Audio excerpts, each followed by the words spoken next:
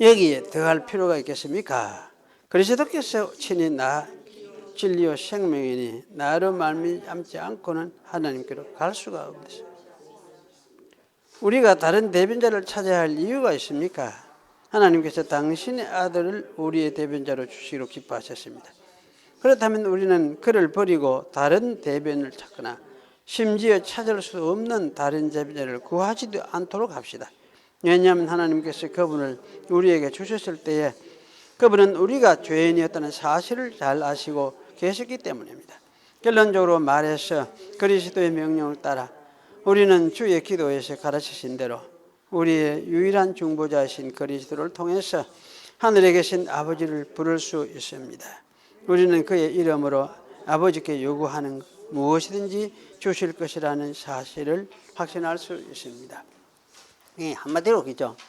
그리스도 중보로서 족하다. 딴 거 뭐 보탤 거 없다. 그거 뭐 기도만 해가지고 되는 것도 아니고 성인한테 기도만 한다고 되는 것도 아니고 성인도 필요 없다 이 얘기죠. 천주교에서 많이 그걸 싸니까 성인 개사고 성자 개사고 그건 참 자기들이 뭐 옛날에는 글을 못 읽기는 교육용으로 그렇게 그걸 도입을 했다 이렇게 하기도 하는데 지금 참 그 성인 의지해가 기도하고 하는 게 얼마나 어리석은지 몰라요. 아무것도 필요 없다. 아무것도. 예수 한 분으로 족하다. 우리 중보자는 이걸 이야기를 하죠. 그 예수가 누구냐? 하나님과 동등한 신성을 가지고 그러면서도 존재론적으로도 같은 한 존재.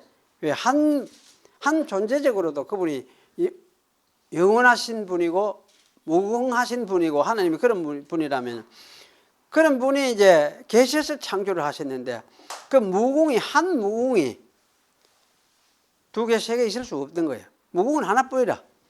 무한도 하나뿐이죠. 무한급 하나뿐이라. 그러니 두 개, 세 개 있을 수 없어. 그러면 세 번이라 하면 무궁이 세 개라 해야 돼. 무한이 세 개라 해야 돼. 그리고 하나님도 무한, 성자도 무한, 다 무한. 이렇게 하면 세 개지.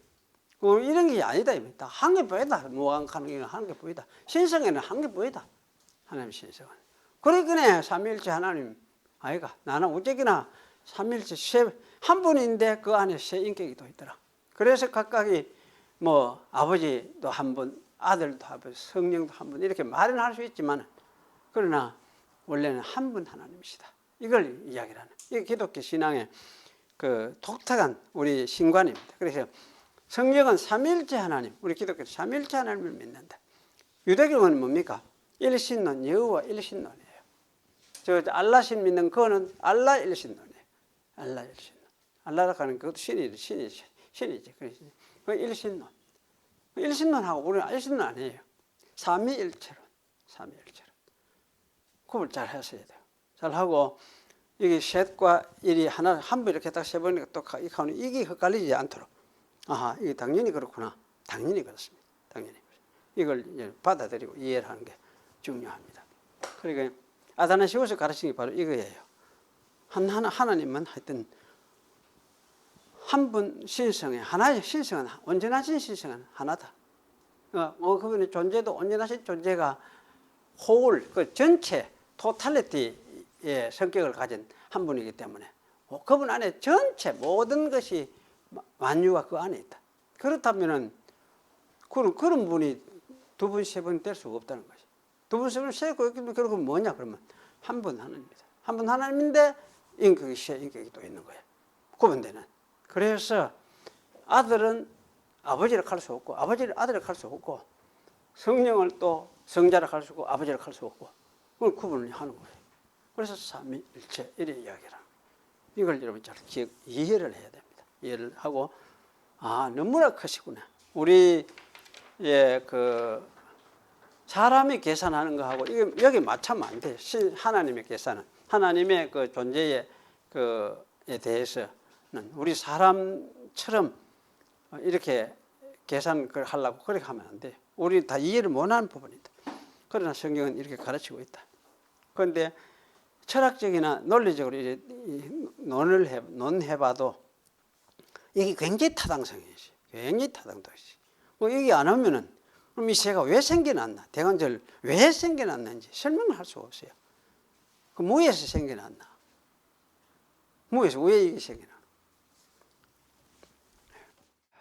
열왕기상 그렇죠. 열왕기부터 솔로몬 아닙니까? 열왕기부터 솔로몬. 사무엘하까지는 이제 다윗으로 끝나고 열왕기부터 솔로몬이 들어가니까 사실은 열왕기 이제 솔로몬 상에 가가지고 오늘 어디 갔노? 7장. 예, 7장. 예, 오늘 보겠습니다. 7장 솔로몬 그럼 한 12절까지 읽겠습니다. 솔로몬이 자기 궁을 13년 동안 건축하여 그 전부를 준공하니라.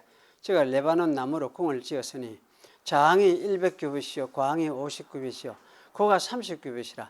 백향목 기둥이 4줄이요 기둥 위에 백향목 들보가 있으며 기둥 위에는 45개를 들보를 백향목으로 덮었는데 들보는 한 줄에 15이요 또 창틀이 3줄 있는데 창과 창이 3창으로 서로 대하였고 모든 문과 문설주를 다 큰 나무로 네모지게 만들었는데 창과 창이 3창으로 서로 대하였으며 또 기둥을 세워 낭실을 지었으니 장이 50규빗이요 과항이 30규빗이며 또 기둥 앞에 한 낭실이 있고 또 그 앞에 기둥과 섬돌이 있으며 또 심판하기 위하여 보좌의 낭실 곧 재판하는 낭실을 짓고 온 마루를 백향목으로 덮었고 솔로몬이 그한 궁은 그 낭실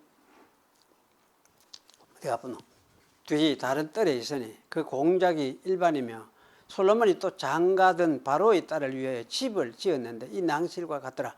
이 집들은 안팎을 모두 귀하고 다듬은 돌을 지었으니 척수대로 톱으로 캔 것이라. 그 기초석에서 처마까지와 왼면에서 큰 뜰에 이르기까지 다 그러하니 그 기초석은 귀하고 큰 돌 곧 10규빗 되는 돌과 8규빗 되는 돌이라. 그 위에는 척수대로 다듬은 귀한 돌도 있고 백향모도 있으며 또 큰 뜰 주위에는 다듬은 돌 3켜와 백향모 두꺼운 판자 1켜를 놓았으니 마치 여호와의 전 안뜰과 낭실에 놓은 것 같더라.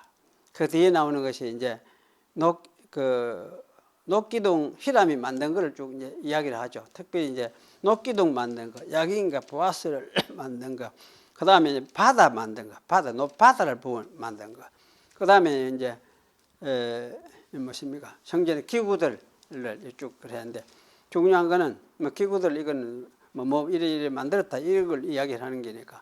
여기 39절까지 나오는 이제 바다, 여기 물두멍하고 뭐 이거는 이제 소속이니까. 그래 이게 23절, 26절까지 나오는 이 바다하고 이런 것에 대한 이제 왜 이런 걸 만들었었나? 왜 녹기둥 녹기둥이 뜻이 무엇인데? 이 꽃을 백합화 짜달았는데 백합화가 왜 백합화를 그거다 그걸 놨노? 또 뭡니까? 이런 걸 우리가 이제 생각을 해봐야 돼. 예, 생각을 해보고.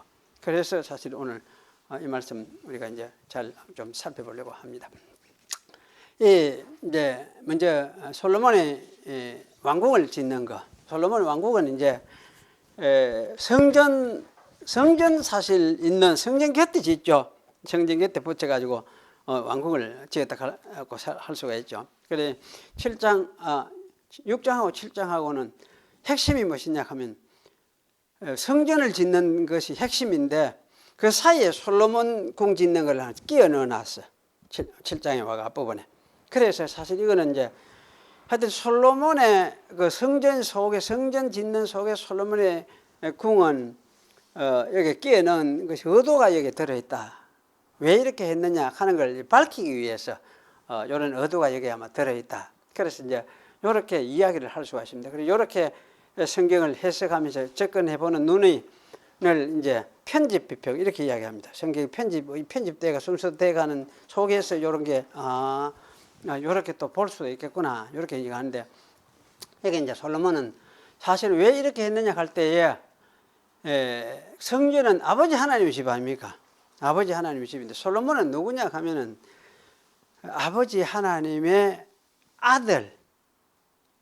그냥 왕이 아니에요. 솔로몬은 아버지 하나님이 입적한 아들, 그러니까 양자 자기 아들로 삼은 왕이에요.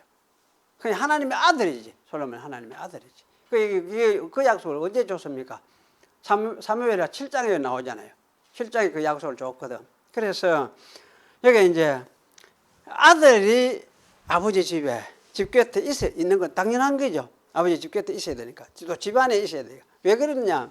아들은 아버지의 하시는 것을 보고 배우고 그 통치를 수종을 따라야 될 그런 위치에 있는 신분이기 때문에.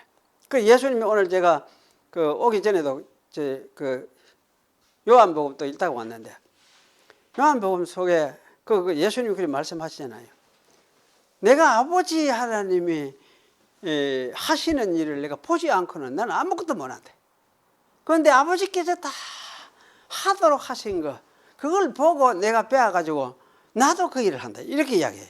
그래서 내 아버지께서 일하시니까 나도 한다. 이렇게 말씀을 하세요. 그러니까 사실은 그게 뭐냐 하면 솔로몬이 하는 일이 바로 그런 일이에요. 솔로몬이 하는 일이. 그래서 사실은 그렇게 하기 위해서 아버지 곁에 집을 지어가지고 아버지의 통치를 배우고 그걸 가지고 이제 나라를 또 통치를 해야 되니까 그런 측면에서 여기 이제 솔로몬의 공을 성전의 곁에 이어서 지었다. 이렇게 이해를 하는 것이 옳을 것 같다. 그런 생각이 들었습니다. 그럼 여기 이제 솔로몬 우리 성전 짓는 거는 몇 년? 7년 짓죠. 7년 짓고 솔로몬 건축 기간은 여기 13년이다. 그렇게 이야기했습니다. 이제 재료가 내나 레바논 나무로서 백향목으로 주로 많이 지었는데 백향목뿐만 아니라 이제 잣나무도 썼으니까 그 레바논에 있는 나무 이래 제가 적었습니다. 그리고 여기 이제 큐빗이 22.5m, 100큐빗 45m, 30 높이는 13.5m. 성전 높이하고 높이는 같죠. 그런데 길이는 훨씬 길어요. 훨씬 길고 또 넓이도 훨씬 넓고 배도 넓고. 그러니까 이제 이거를 우리가 볼 때 아마 하나님이 이제 솔로몬을 아들로 삼아서 그 성전에 계시면서 참 통치하시지만은 그 통치를 누가 솔로몬이 하나님의 통치를 대리해서 드러내는 대리자니까, 대리왕이니까. 그래서 사실은 이제 솔로몬이 대리해서 다스리는 그 집은 좀 더 크게 지을 필요가 있다. 왜냐하면 그 일을 통치하고 다스리고 재판도 하고 이렇게 하려고 하면은 좀 더 크게 만들어 놔야 되니까. 그래, 거기 와가 사람들도 오고 이래가지고 재판도 하고 막 이래 해야 되니까. 아마 그런 취지에서 여기 이제 솔로몬의 집을 좀 더 크게 지은 것 같다. 그런 생각이 들어집니다.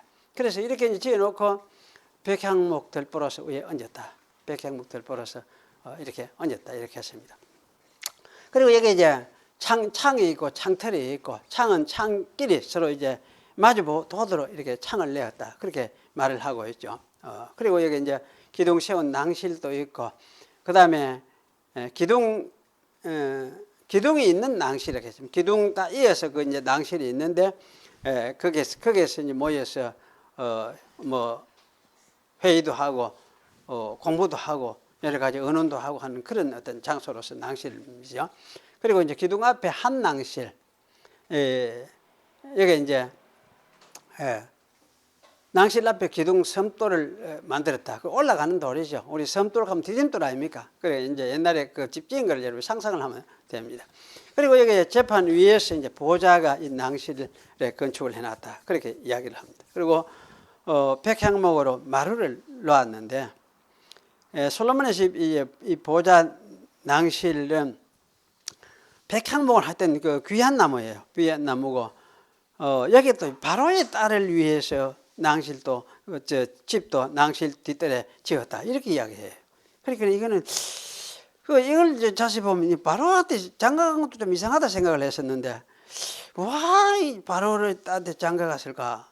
바로를 받아들였을까? 물론 옛날엔 정략 결혼 이런 우리는 정치적으로는 그렇게 생각을 하는데 이 하나님의 뜻이 아니겠느냐 이런 생각이 들어요. 그래서 그렇게 생각해 보니까 이제 여기 보면 바로 딸을 이 가만히 보니까 솔로몬이 정실 왕후로서 맞았던 것 같다는 생각이 들어요.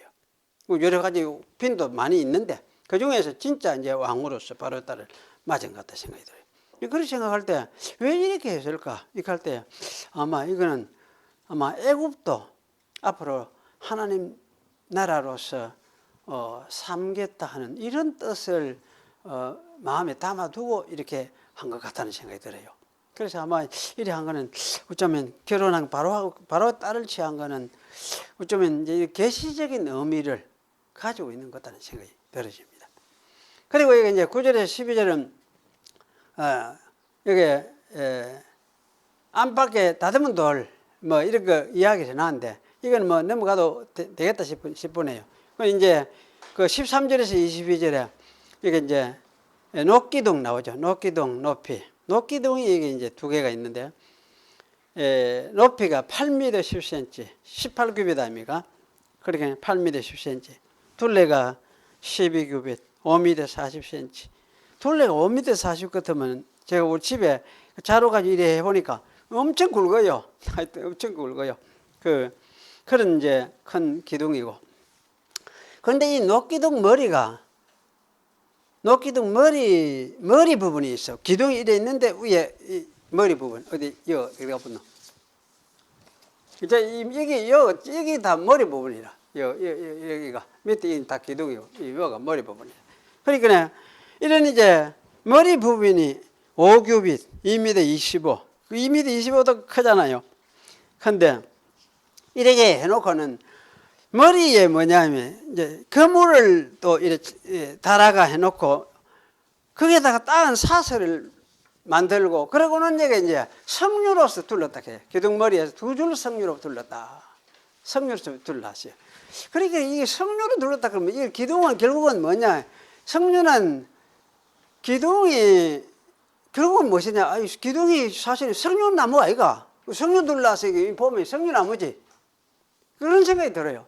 그래서 기둥이 이거는 석류나무를 상징하는 것 같다. 이런 생각이 들어요. 그렇죠. 왜 이제 이 석류는 사실은 굉장히 곱고 아름답고 또 많은 실을 열매를 가지고 있잖아요. 그 빨갛게 이거 놓으면 그래야 그 안에 씨가 꽉 들어앉았으니까 이게 옛날 사람들은 아마 풍요, 다산 이런 것을 상징하는 것으로 여겼다는 그런 말을 하기도 해요. 그런데 이거는 아마 일반 세상적인 그 관념 같기도 하고 그런데 여기 이제 한 가지는 이 에덴의 생명나무가 바로 이 석류였겠다 생각하는 사람도 있다는 거지. 에덴에 무슨 나무인지 사실 알 줄 없잖아. 생명나무 그게 무슨 나무인지. 그런데 그 나무가 에덴에 있는 그 생명나무가 석류나무였을 것이다. 우리는 보통 옛날에는 난 사과인 줄 알았어. 왜냐 사과를 캤거든. 교회 전도사님이 그런 설교를 하더라고. 사과를 캐가지고 그래가 옛날 또 어느 선생님이 그래 이야기하더라. 예, 사과를 잘 먹으면 사과씨가 목에 걸리가 남자들은 볼락해라 이래 하는 그 웃기는 소리를 그래 하는 걸 제가 들었는데 그래 에덴의 생명나무가 석류나무였겠다. 그렇게 해도 그게 아이도 틀린다. 그거 할 수도 없겠어요. 왜냐하면 무슨 나무인지는 없으니까. 근데 하여튼 이 석류나무는 가나안 땅의 아름다움을 표현해주는 나무 중에 하나입니다. 그래서 신명기 8장 8절에 보면은 포도나무, 무화과나무, 석류나무, 감람나무, 꿀의 소산지다. 가나안 땅이 그리 좋은 걸 설명을 하면서 여기에 이제 포도나무, 무화과나무, 석류나무, 감람나무, 나무 4개를 이야기하고 꿀이 나는 곳이다. 그렇게 이야기를 하고 있어요. 그래서 만일에 이것이 석류가 사실 나무가 시들고 열매를 내지 못하면 이거는 저주를 상징해요. 요엘서에 보면 저주를 상징하고 하나님의 저주를 이 나라가 받을 징조로구나. 이렇게 할 수밖에 없는 그런 것이 석류나무다. 그렇게 이제 말하고 있습니다. 그래서 이런 관점이 보면은 이 두 기둥은 석류나무를 상징하는구나.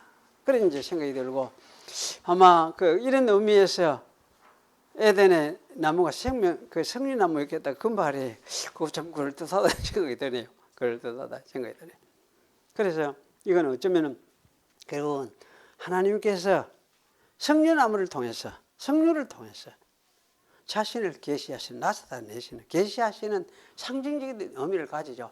그리고 이스라엘이 내 안에서 나를 섬기고 할 때에 이 석류나무의 아름다움도 줄 것이고 또 이 석류나무의 부유함 많은 것처럼 자녀들을 하늘의 별과 같이 내가 약속을 했는데 그것도 내가 이루어 줄 것이고 이런 것을 전부 약속을 되시고 있는 것 같은 것이 석류나무 같아요. 석류나무. 그래 솔로몬 시대, 다윗 시대 인구가 얼마였겠냐? 전번에 제가 말을 잘못한 게 하나 있는데 200만 명 했는데 200만이 아니에요. 그 다윗 시대 보니까 다윗 시대 요압이 해보니까 요압이 그 130만이 그 군대 계산이거든. 그러니까 그 장교가 여자들 다 있으면 260만. 그 아들 한 둘이서 이래 최소한 이래 두면 500만이 넘어. 그런데 이제 역대기에 가보니까 그게 더 많더라고. 역대기. 그건 솔로몬 시대에 아마 반영인지 모르겠는데 그거는 157만이나 돼. 군대가. 그러니까 그래 치면 한 600만 넘겠다 싶어. 600만. 그리 큰 나라 아닙니까? 진짜 하늘의 별과 같이 많은 그런 백성이 만들었다. 하나님의 약속을 이루었다. 이렇게 할 수 있겠다 싶어요.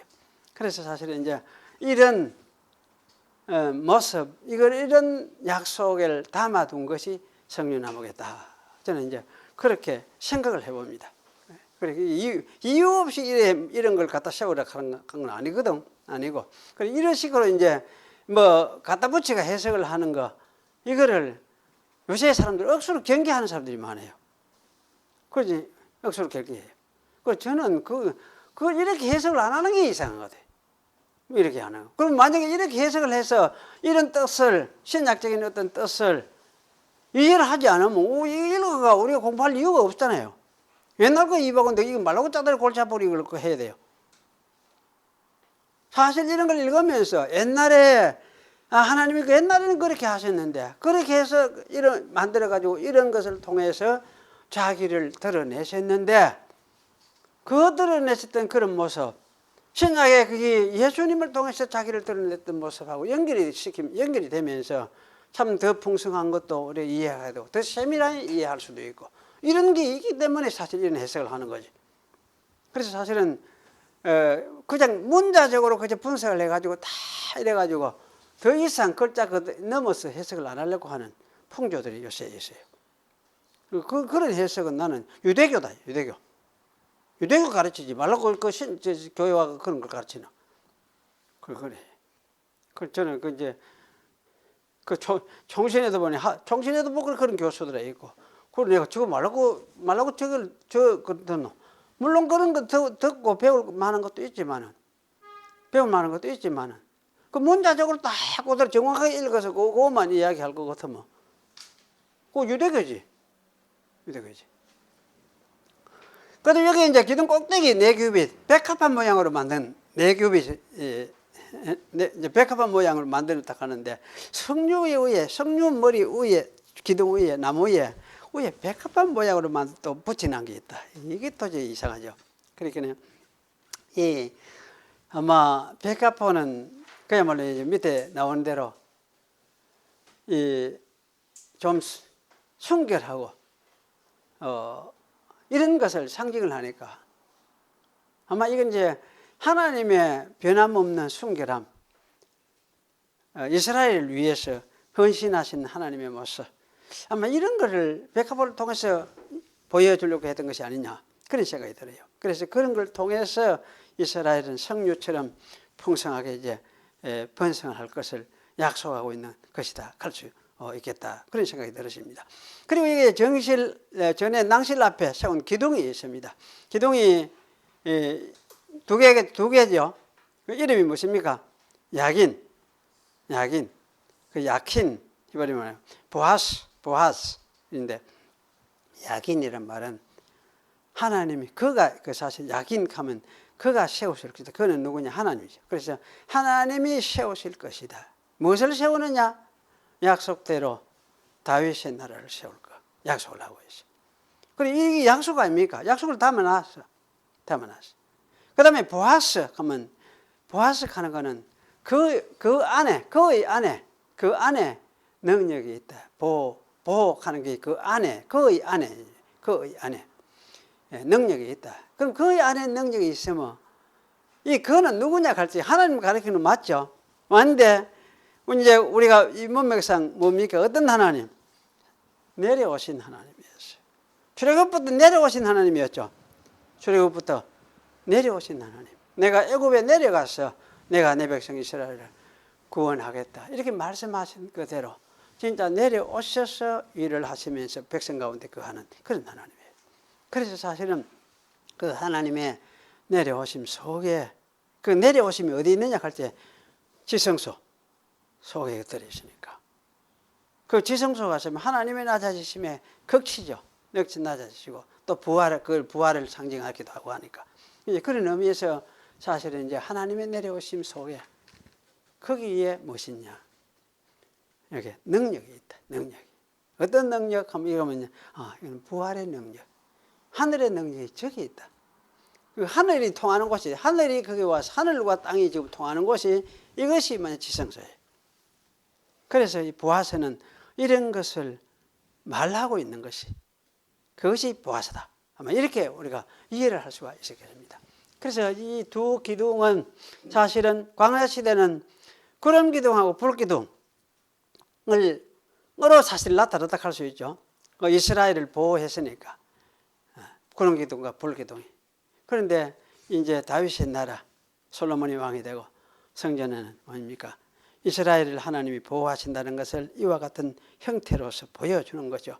보여줘. 그래서 이스라엘을 하나님이 보호하시는 보호하심 하면 그 성격이 사워가 힘이 있어서 잘 사워가 이렇게 보호하신다는 그런 물론 그때는 그렇게 표현이 되기도 하고 사건이 그래 일어났지만 사실은 이 보호는 어떤 보호냐 할 적에 그 하나님의 낮아지심의 보호니까 하나님의 낮아지심 그의 희생을 통한 보호니까 그의 그리 피 흘림을 통한 죽으심을 통한 보호다. 그렇게 우리가 이해를 할 수가 있어요. 그래서 다윗의 나라 하면은 어떠냐? 하나님의 긍휼을 입은 나라. 하나님의 긍휼이 그 나라 속을 통해서 드러나는 나라.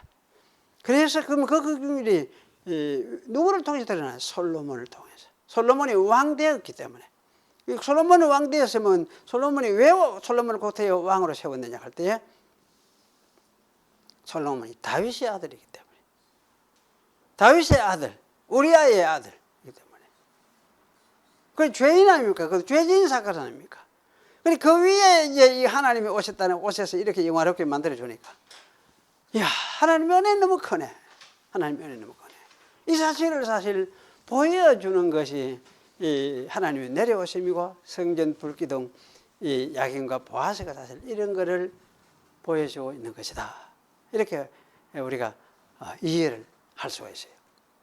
그래서 참 여기 이제 위에 백합화 같은 또 기둥 꼭대기에 대해서도 이야기를 하는데 그 이제 이 백합화로 이 번역되기 성경에는 몇 가지 단어가 여러 가지 사용이 된 게 있어요. 몇 가지 4개인가 이렇게 나오는데 그 중에 여기서 이제 백합화 하는 거 수선 이래 소산 돼 있어요. 소산 히브리어로 이렇게 돼 있는데 이건 아마 그 흰 것이 아주 특징인 색깔을 백합화 꽃을 이야기를 하는 것 같아요. 그래서 애굽에 이거는 백수련이라고 하기도 하고 이스라엘의 백합화 화이트 릴리 이래가 마돈나 백합을 가리키는 거로 그렇게 생각합니다. 하여튼 흰 것이 아주 독특한 그 특성을 가지고 있는. 그렇다면 이제 이 흰 백합화는 뭡니까? 이거는 순결함을 사실 상징한다 할 수 있죠. 순결함. 그리고 이제 생명력을 상징하고 영화로움을 상징하고 또 이스라엘의 회복과 기쁨을 상징하는 이것이 사실은 백합화다. 이렇게 이야기를 할 수 있습니다.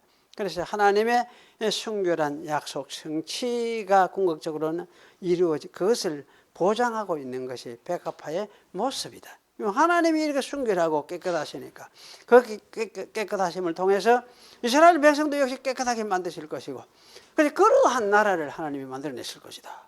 이런 걸 보여주는 것이 아마 성경은 백합화 모양의 기둥 꼭대기 모습이다. 이렇게 이제 우리가 이해를 하는 것이 옳겠다. 그런 생각이 들어집니다.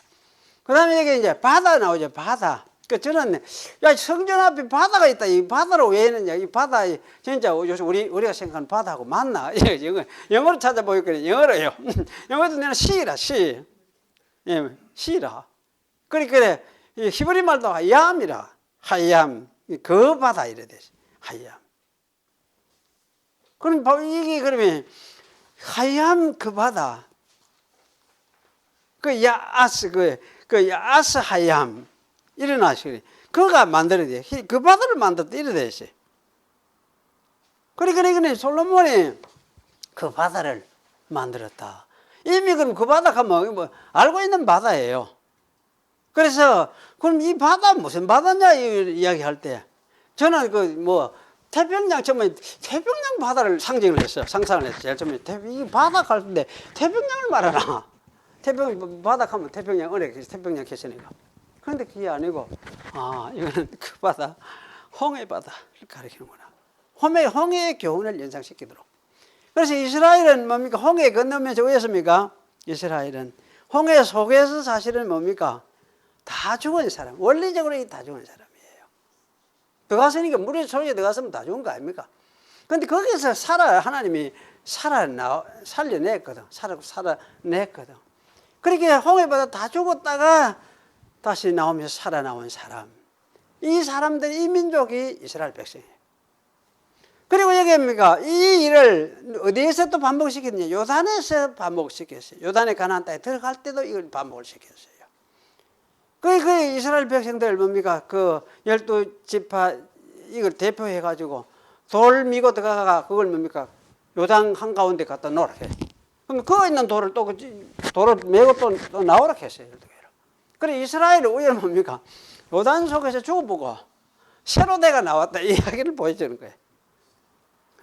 그래 이런 것을 상징적으로 가르치는 것이 이것이 바다다. 그러면 이거는 이제 옛날 바다는 그렇게 지나갔지만은 앞으로 솔로몬의 나라에는 이 바다가 가르치는 뜻, 하나님 앞에서 옛사람으로 우리는 죽었던 백성들인데 그 은혜로 다시 살아난 사람들이다. 이걸 새기라는 이야기죠. 이걸 되새기도록. 그래서 이게 사실은 핵심이에요. 이스라엘 백성 이거 모르면 뭡니까? 이스라엘 백성은 아니에요. 이걸 아는 사람이라야 그 이스라엘 백성이에요. 그래서 사실 이거는 이제 계속해서 이스라엘 백성이 어떤 사람이냐 할 때에 이 정신을 깨닫고 살아가는 사람, 하나님을 의지하며 살아가는 사람, 하나님 때문에 우리가 살았구나. 그럴 때 이것이 나중에는 어디로 이어집니까? 오실 메시아 그분 때문에 우리가 살았구나. 그리고 예수 때문에 우리가 살았구나. 이렇게 이제 이어지는 거죠. 그래서 예수를 믿고 예수님 때문에 옛 사람이 죽었고 새 사람으로 우리가 살았구나. 이렇게 이제 믿는 이 사람들이 이게 신약의 성도들이에요. 그래서 이것을 계시록에는 계시록 15장 그래 놨죠. 그리스도의 피에 옷을 빤 성도들이다. 그래 이 사람들은 뭡니까? 유리바다를 건너온 사람이 되리다. 유리바다를. 그래 이야기했죠. 유리바다는 뭡니까? 고난의 바다예요. 죽음의 바다예요. 그걸 건너온 백성들. 그걸 이야기해요. 그래 이스라엘 백성이 바로 이것이다. 그렇다면 신약의 교회, 예수를 믿어서 하나님의 백성된 신약의 교회도 바로 이런 사람들이다 하는 걸 보여주는 것이에요. 이걸 가르치려고 이렇게 한 거지. 그게 계시 아닙니까? 이런 걸 전부 계시예요. 그리고 이 바다 직경이 엄청 크죠? 4.5m. 높이는 5규빗. 여기 그림 어디 갔노? 여기는 좀 앵콜이 일어났지. 이 또게 또 하나인데 4.5m. 엄청 커요. 직경이. 높이는 2.25m. 그 둘레가 13.5m. 그래. 그러면 13.5m 되는 이런 거 하면 아마 우리 집에 이런 거 만들어 놓으면 안에 1층에 꽉 차지죠. 이런 그런 것 같아요.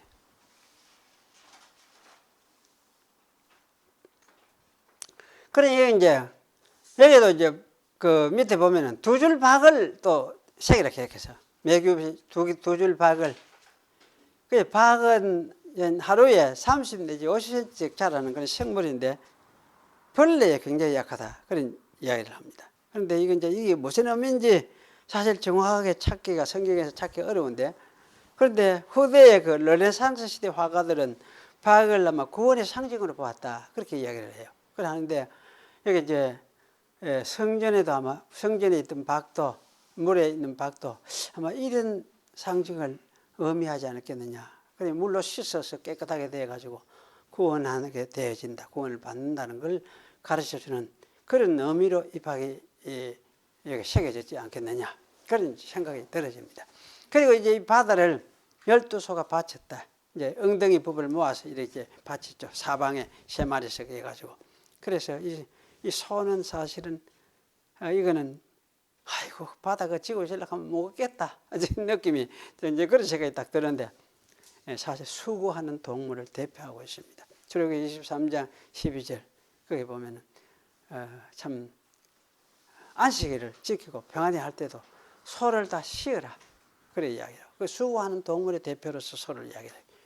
그래서 사실 이제 바다 밑에서 받침하는 이 소는 아마 이스라엘의 시스템을 위해서 끊임없이 짐을 지는 이의 상징으로서 아마 표현되고 있었다 그렇게 생각이 됩니다. 그래서 이 소는 이스라엘의 시스템을 위하여 일하시는 하나님 여호와의 상징이다. 1차적으로 그렇게 생각이 들어집니다. 그럼 하나님은 뭐 온갖 것 다 되네. 물도 되고 바다도 되고 소도 되고 다 되네. 그게 말이 안 되지 않느냐 하는데, 사실은 하나님은 전부 아닙니까?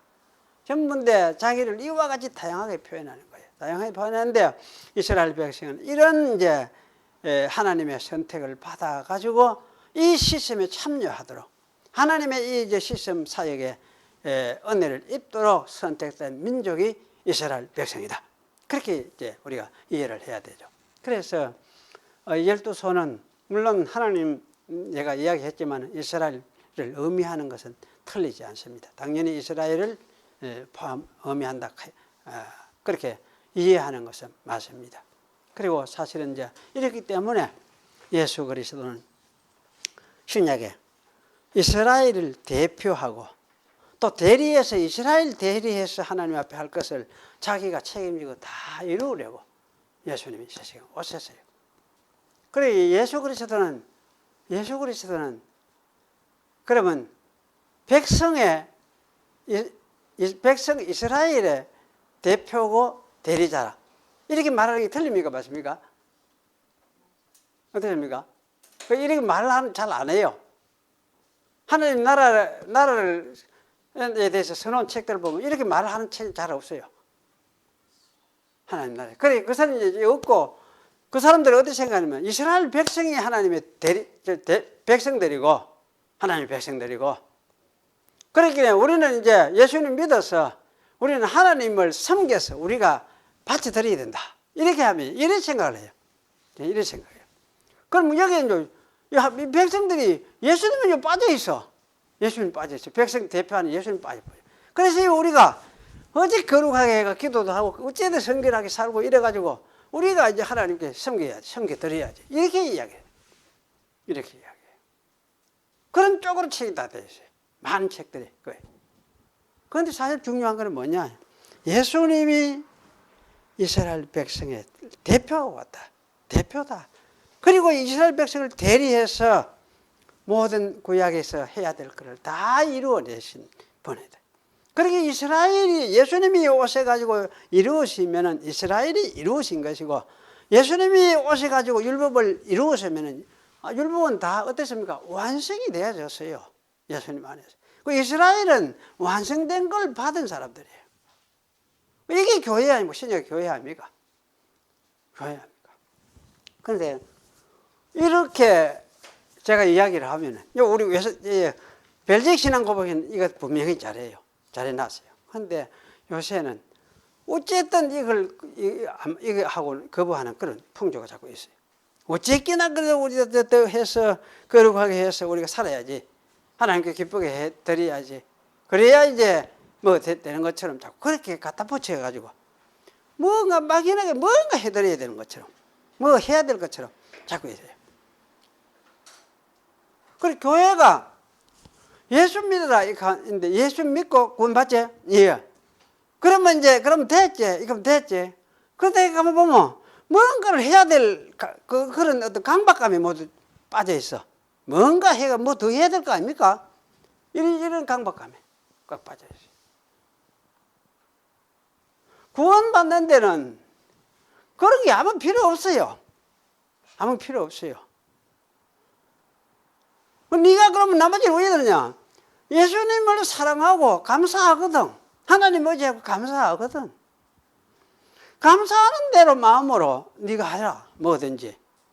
봉사하려거든 하고, 헌금하려거든 하고 싶거든 하고, 네가 하나님을 사랑하는 뜻으로서, 하나님을 믿는 뜻으로서, 하나님 알았다는 뜻으로서 네가 해라. 그게지. 그거 했다고 해서 그 사람이 더 거룩해지고. 이게 옛날에 루터 시대는 뭡니까? 쨍그랑 동대하고 동전이 금화가 떨어지면 그때 뭡니까? 죽은 영혼이 연홍에서 하늘로 올라간다. 이런 식으로까지 이야기를 하는 겁니까? 그런데 그런 의식에서 탈피하지는 못해요. 한국에 특히 장로교가 그래요. 장로교가. 왜 그래 하느냐? 율법도 지키고 예수도 믿고. 그걸 가르치니까. 율법도 지키고 예수도 믿고. 율법 지키고 사는 건 맞거든. 그게 뭐 틀린 말이 아니에요. 왜 우리는 지키느냐? 예수님이 지켜주셨으니까 우리 지키는 거지. 예수님이 지켜준 그것을 가지고 우리 보고 사는 게 그게 우리 삶이니까. 그래서 이제 지키려고 하는 거지. 율법 지켜서 완성시켜 내려고 하는 건 아니에요. 이런 거를 사실은 여기 다 담아놨어요. 이 성전 짓는 이쪽에 다 담아놨어. 이 진리를 다 담아놨어요. 그래, 이게 얼마나 중요합니까? 이런 게. 그래, 이 손은 참 이런 식으로 하나님께서 참 수고하시고 일하셔서 인간 땅에 낮아져 오셔서 구원해 가시는 그 사역에 우리 백성들 우리가 선택받아가 참여하도록 우리를 불러준 거. 이게 선택받은 백성들 아닙니까? 참 감사한 일이거든요. 그리고 이게 이제 바다 두께 이야기해 놨습니다. 얼마나 용량이 얼마나냐? 2,000밭. 그런데 한 밭이 얼마냐? 그러면 22.7리터라 그래요. 그 계산해 보니까 45,400리터. 그러면 이제 반으로 나누면 대로 2리터를 잡으면 얼마입니까? 22,700대. 또 말로 잡아보니까 2270말. 물이 엄청 많죠? 그럼 이거는 사실 뭐냐, 이갈 때. 이스라엘 제사를 그냥 뭐 1,000번째로 드려도 식구도 남을 만큼 많은 물이라. 그래 충분하게 씻을 수 있는 생수. 이걸 암시하는 것 같아요. 그렇게 참, 이거는 좀, 얼마나 그 예수님이 말하셨죠. 근데 목마르거든 내가 마시라. 이렇게 말씀하면서. 내가 생명수다. 내 속에 그 사람의 생명수가 솟아나도록 하겠다. 그래 이야기를 하죠. 만족이고 행복인 거지. 믿음으로써. 하나님을 알고 구원을 알기 때문에. 그래서 이런 걸 이제 쭉 이야기를 하면서 이미 이걸 다 담아놨어. 성막 속에, 성전 속에 지으면서 다 담아놨어. 그리고 이제 뒤에 물목을 쭉 정리하는 거, 이거는 이제 자세히 지나갑시다. 지나가고. 어쨌든 이런 이제 그 의미들을 담은 성전을 짓도록 말씀하셨으니까 솔로몬은 이런 아버지 하나님의 집을 자기 집과 함께 다 짓고 사실은 핵심은 성심을 다해서 솔로몬은 하나님의 집을 지었습니다. 메시아 왕이죠. 메시아 왕. 하나님의 아들로 부름을 받은, 택함을 받은 그런 메시아 왕. 그래서 이 솔로몬은 내려오신 하나님의 모습을 담아서 성전을 지었다. 그 성전 속에 하나님의 낮아지신 그 모습 또는 부활한 때까지도 영광의 모습도 암시가 되어 있고 그래서 이것을 다 담아가지고 하나님의 성전을 짓도록 만들었습니다. 그래서 이렇게 솔로몬은 마땅히 이 성전을 지어야 하는 사람이에요. 지을 수밖에 없는 사람. 왜?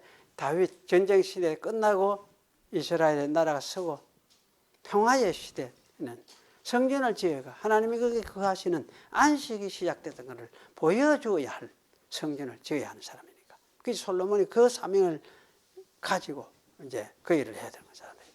그래서 이게 마땅히 성전을 지어야 되는 거죠. 그런데 메시아 왕은 사실 일어나면서 보면 메시아 왕은 성전 짓는 사람이에요. 메시아 왕은.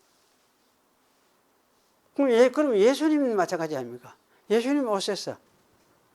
예수님 뭐 했습니까? 한마디로 하신 것이 성전 짓는 거 아닙니까? 이 전을 헐어라. 내가 사흘 만에 일으키시겠다. 그래가 그 성전을 짓는 것을 에베소서에 보여주고 계시록에 보여주잖아요. 예수님 성전 짓는 사람이에요. 성전 지으러 오셨어요. 이것이 전부 다 솔로몬 통해서 이미 다 예언했던 거예요. 솔로몬 통해서. 그래서 예수님은 와서 이 성전을 짓기 시작했는데 부활하셔서 죽으시고 부활하시고 부활의 성령을 보내가지고 이런 성전을 짓기 시작을 하셨습니다. 인간 성전, 사람 성전을 짓기 시작을 하셨습니다. 그래서 이 성전은 참 안 지어지는 것 같아도 하여튼 지어가고 있어요. 지어지고. 방해하면 또 그 해도 또 딴 데 또 딴 사람한테 또 가고 안 믿으면 또 다른 데 가고 어쨌든 지어져 가고 있어요. 지어져서 아마 예수님 이것이 재림해 오실 때 그때 이 성전이 아마 완성이 될 거예요. 완성이 되고 물론 이 성전이 가진 영광은 이미 예수님이 완성을 하신 영광이니까 그 참 하나님의 영광처럼 빛나고 있어요. 하나님의 영광처럼. 우리는 그 영광을 사실 받았어요. 받았고 그걸 누리고 있는 사람이고 그래서 거기에 참여된 사람이에요. 그래서 이 사실을 우리 기억을 하면서 살도록 해야 될 것입니다. 내가 그냥 교회 다니는 사람이 아니고 뭡니까? 하나님을 모신 성전에 하나님을 모신 성전이에요. 내 개인도 그렇고 교회 공동체 전체도 그렇고 하나님을 모신 성전이에요. 이 생각 좀 하세요. 이 생각을. 하나님을 모신 성전. 기도하겠습니다. 거룩하신 하나님 감사합니다. 오늘 우리에게 주님께서 우리를 참 하나님의 성전으로 만들어 주시려고 땅 위에 오셔서 일하신 것을 다시금 상고했습니다. 이 진리를 옛적의 솔로몬 성전을 통해서 성전을 짓게 하심으로 이미 담아두셨고 또 그것을 약속하셨고 미리 예언하셨고 그 예언대로 예수님 오셔서 또한 성전을 죽으시고 부활하셔서 짓기 시작하셨음을 다시금 생각했습니다. 저희는 그 성전의 부름을 받은 하나님의 성전으로서 부름받은 자들임을 다시금 깨닫습니다. 앞으로 살면서 이 하나님 모신 성전으로서 저희들이 살아가고 있는 자임을 생각하면서 부활과 영광, 영생과 또 소망이 우리에게 있음을 약속적으로 주어져 있음을 기억하며 이것 붙들고 살아가는 그런 저희들이 될 수 있도록 하나님 우리를 붙들어 주시옵소서. 예수님의 이름으로 기도하옵나이다. 아멘.